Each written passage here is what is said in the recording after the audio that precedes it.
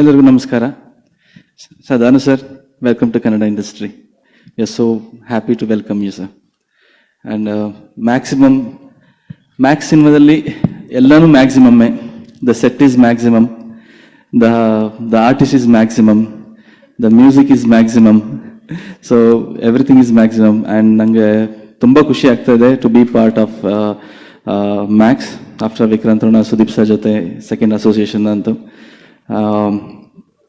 Background score ಎಲ್ಲ ಮುಗ್ದಿದೆ, ಸಾಕಾಗಿ ಬಂದಿದೆ.